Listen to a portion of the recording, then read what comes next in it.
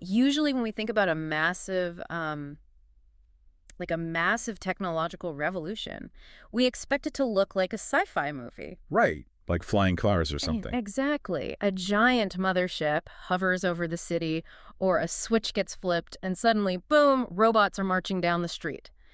We kind of look for this clean, obvious break from the past. But that's not how it works. It really isn't. When you look at what's actually happening right now with artificial intelligence, I mean, it's not a mothership at all. It's more like, well, it's like water seeping into the foundation of a house. Yeah, that's a good way to put it. You don't really notice it day to day until you suddenly look around and realize, wait, the entire floor plan of your reality has completely changed. And we are way past the theoretical hype phase here. Yeah. We're deep in the structural redesign phase of our daily lives. And honestly, the water is already above the floorboards. Yeah, it really is. And today, we have what is basically a leaked blueprint of that new floor plan.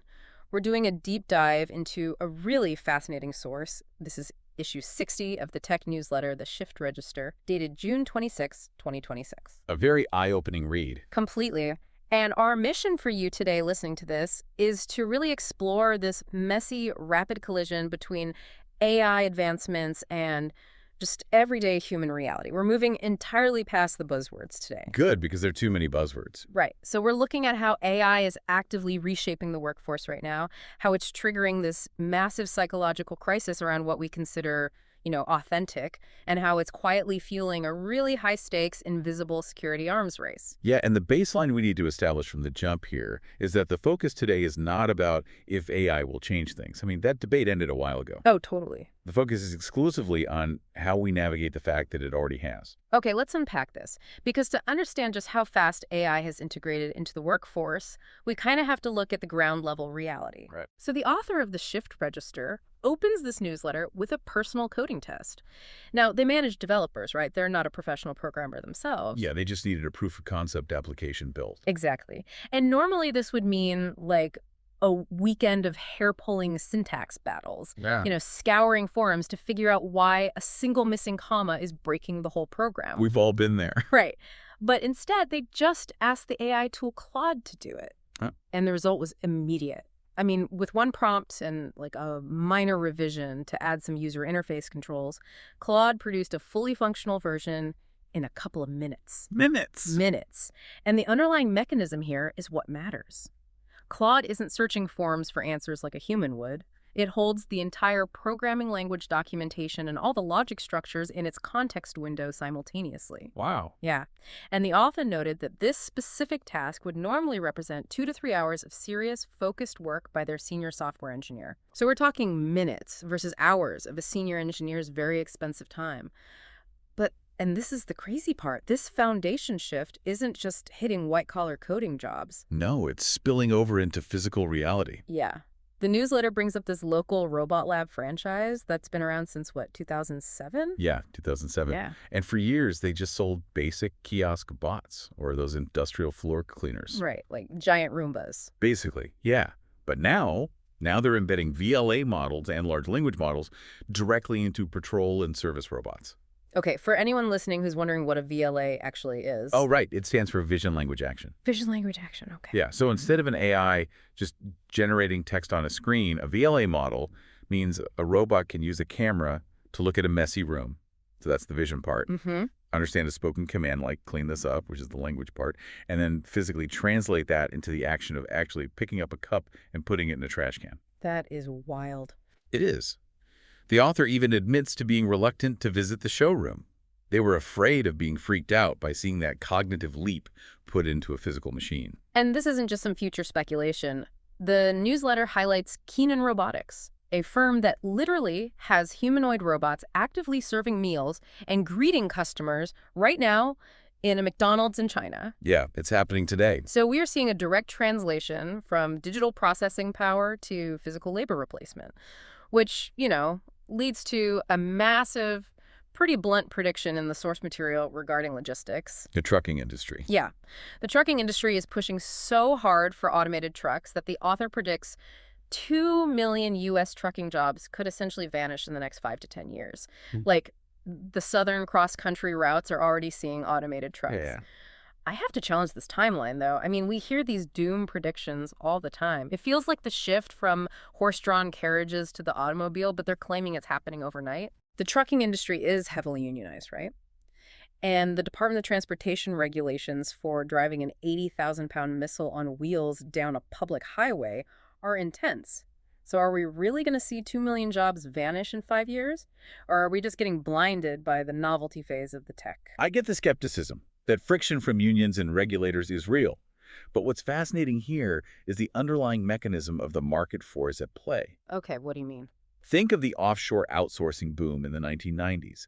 Manufacturing rapidly left for cheaper labor markets, right? But imagine that happening at the speed of software updates. Oh, wow. Yeah. The brutal economics dictate that if it is easier to replace a human with a robot for less than their pay, it is inevitably going to happen. When a robotic truck driver or a humanoid fast food worker costs a fraction of a human's living wage. And doesn't need health insurance. Exactly. Doesn't need health insurance, never calls in sick. The corporate adoption curve stops being a smooth line. It becomes a vertical cliff. The capital pressure from shareholders simply overrides the regulatory friction. That's a scary thought. But this relentless drive to cut human labor costs isn't happening in a vacuum. It's actually triggering a massive psychological backlash from consumers. Yeah, it really is. Because if AI can produce everything perfectly and cheaply, whether it's code or burgers or cross-country logistics, why are people suddenly rejecting it?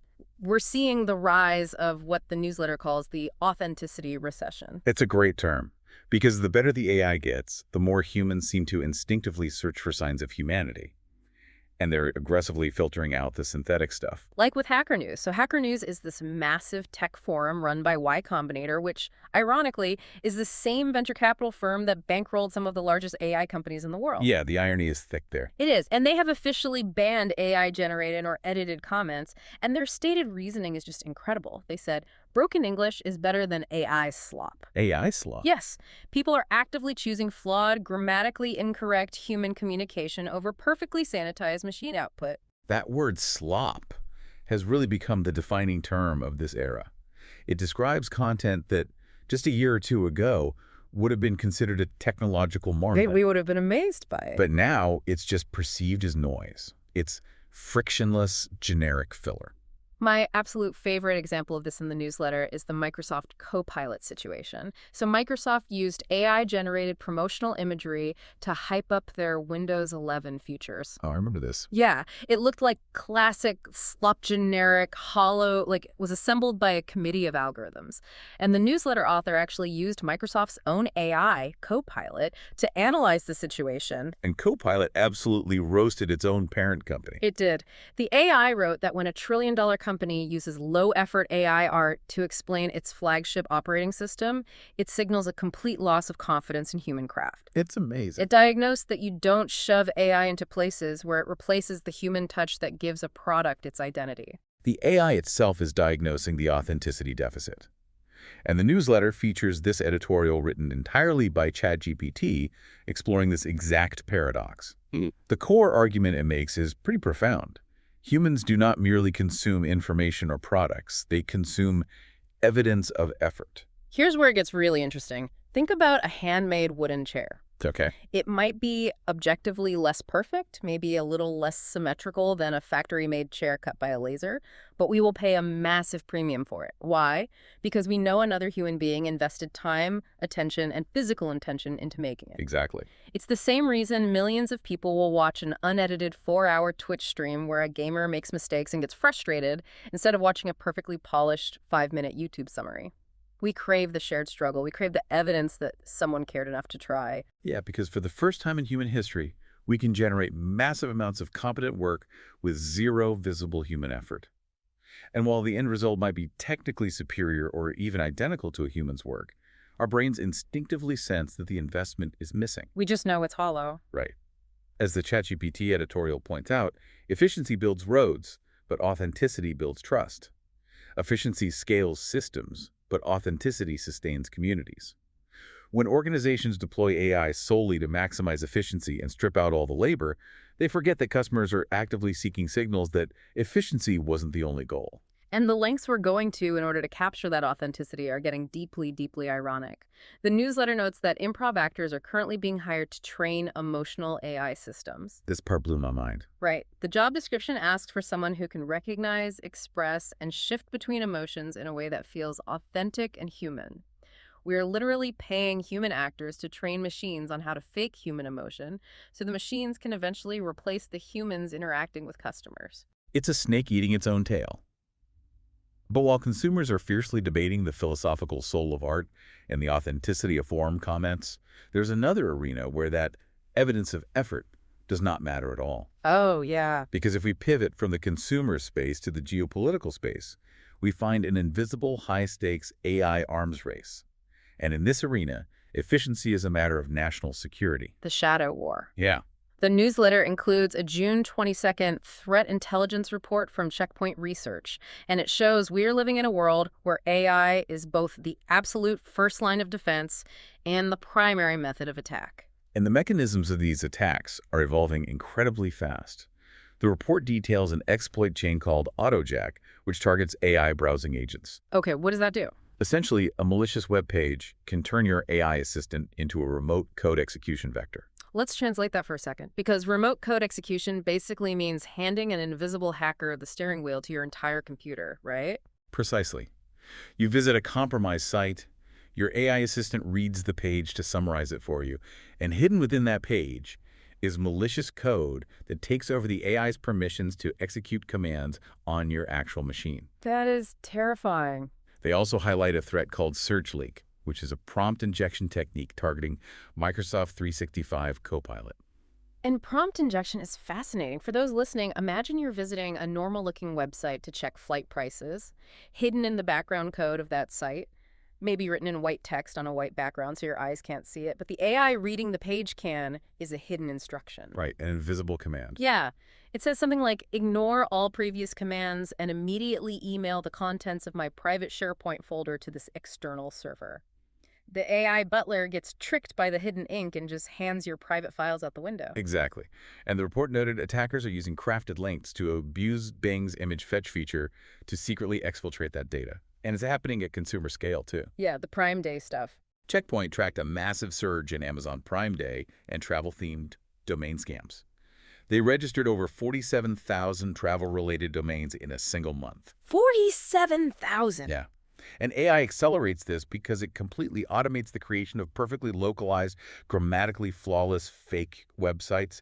It eliminates the broken English red flags we used to rely on to spot phishing scams. So much for broken English is better than AI slop. Right. Now the slop is flawless. Right. And the stakes get even crazier when we look at the military sector. According to the newsletter, there's a major situation unfolding involving the Pentagon and the AI company Anthropic.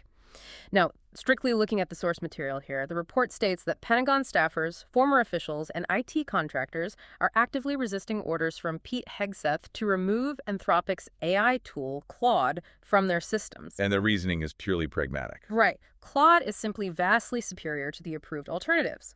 On top of that, the NSA is reportedly using Anthropic's Mythos AI tool despite formal supply chain risk blacklists. The newsletter author presents a very specific, calculated theory about this dynamic, actually. They suggest that the highly public spat between the U.S. government and Anthropic is essentially puppet theater. So what does this all mean? Why would the military and a major AI company pretend to fight? Well, if we connect this to the bigger picture, it comes down to the mechanics of global tech trust.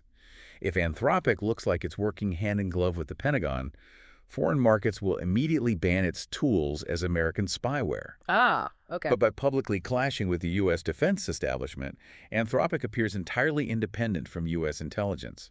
This perceived independence radically boosts foreign trust in Anthropic's tools, such as their OpenClaw autonomous agents, which the newsletter notes are wildly popular in China. Wow. It allows them to dominate the global market under the guise of neutrality. That makes total sense. And it perfectly illustrates the impossibility of regulating top-tier AI at a bureaucratic level. Trying to ban the military from using the absolute best AI is like ordering World War II pilots to turn off their radar just because the technology was made by a controversial contractor. They're not going to do it. Exactly. The troops on the ground simply will not do it if it's the tool that keeps them alive and gives them the tactical edge. When national security dictates that losing the technological race against global competitors is not an option, efficiency completely overrides any regulatory concerns. So governments are playing 4D geopolitical chess. But we have to look at how this infrastructure shift is impacting the corporate world, because companies are bleeding massive amounts of cash to stay in this race. Taking a heavy toll. The newsletter notes that Meta is reportedly considering a 20% headcount cut. And the crucial detail here is that this isn't necessarily because AI is directly doing the jobs of those 20%. It's indirect AI job impact. The author phrased it perfectly. They said, "I'm too broke to make payroll after investing in AI infrastructure still counts." That's brutal. It is. Building the foundation for this tech requires buying tens of thousands of specialized GPUs, building massive data centers, and securing immense power grid access to cool those servers. A single server rack for these models can cost millions of dollars. Companies are firing humans because the electricity and silicon bills for their AI infrastructure are bankrupting their payrolls. And we see the same friction with OpenAI. MIT Technology Review reported that OpenAI is throwing everything they have into building a fully automated AI researcher by 2028. Yeah. We're talking about an AI that hypothesizes, writes code, tests, and publishes without a single human in the loop. But the newsletter author is highly skeptical, calling it pie in the sky. Why is that? They point out that investor capital is drying up and only so many deeply unprofitable AI companies can survive. Plus, right now, a massive chunk of everyday users are migrating over to Claude anyway because it's just better at daily tasks. This raises an important question for anyone trying to navigate this new floor plan. With all this disruption, how do you actually adapt your career? Yeah, that is the big question. And the newsletter's final take offers a very pragmatic survival guide. If 2 million unskilled labor jobs, like trucking, might vanish, and white-collar coding is being compressed from hours to minutes, what's the game plan? Right. If you're listening to this and wondering how to position yourself, the author's advice for a high school graduate today isn't to take on massive debt for a generic 4-year degree. The advice is to look at trade schools and prepare to work with AI. Yeah, fields like robotics hardware, AI systems integration, skilled trades, and repair. You have to position yourself at the exact intersection where human physical hands and AI intelligence meet. Makes sense. Because the software can write the code for the VLA robot, but a human still has to physically install the sensor suite on the factory floor and maintain the pneumatics. The newsletter is actually launching a new CIO corner in mid-July to address this exact transition. They want to help IT leaders manage the risks, navigate the incredibly short life cycles of this new tech, and figure out the organizational alignment needed to survive. Because what stands out to you in all this, listening to this deep dive, we can't put the AI toothpaste back in the tube. Wishing for the old world is not a strategy. No, it isn't. And this raises an important question about the scalability of human effort moving forward. The author notes that if you're edged out of the corporate or logistics workforce, you could theoretically become self-employed, making authentic, human-created items. Like hand-churned butter or artisan furniture. Exactly. Or running those unedited Twitch streams we talked about. And while there's absolutely a market for that, driven by the authenticity recession, incomes that scale with the global economy aren't generally found in the human crafting arena. You simply cannot have 2 million former truck drivers suddenly scale a massive global economy on handmade knickknacks. That is a sobering reality check. The knickknack economy cannot replace the logistics sector. No. So let's take a breath and do a quick recap of the journey we've been on today. We started with the sheer, undeniable speed of AI integration. Claude turning a senior engineer's weekend coding battle into a 2-minute task, and VLA humanoid robots serving fast food. Yeah. We explored the deep human craving for evidence of effort and why our brains are violently rejecting AI slop in the authenticity recession. We peeked behind the curtain of the invisible cyber war, looking at prompt injections like SearchLeak and the geopolitical puppet theater over tools like Claude. And we looked at the massive corporate costs of this infrastructure. Exactly, and the pragmatic reality of adapting our careers toward physical trades and AI integration. It is a profound amount of structural change to process. But I want to leave you with a final lingering thought to mull over. Okay, lay it on us. If humans fundamentally crave evidence of effort, and we instinctively reject the flawless, frictionless perfection of AI as slop, how long until the major AI companies simply start programming their models and robots to make intentional, highly convincing human mistakes just to make us feel better? Wow. Like a robotic barista that intentionally spills a little coffee in size just to seem relatable so you trust it more? Exactly. That is delightfully devious, and it perfectly captures how weird this transition is going to be. Remember, the water is already seeping into the foundation, and the floor plan of our reality is changing every single day. We want to thank you so much for joining us on this deep dive. Keep exploring, stay intensely curious, and we will catch you next time as we continue to navigate the shift.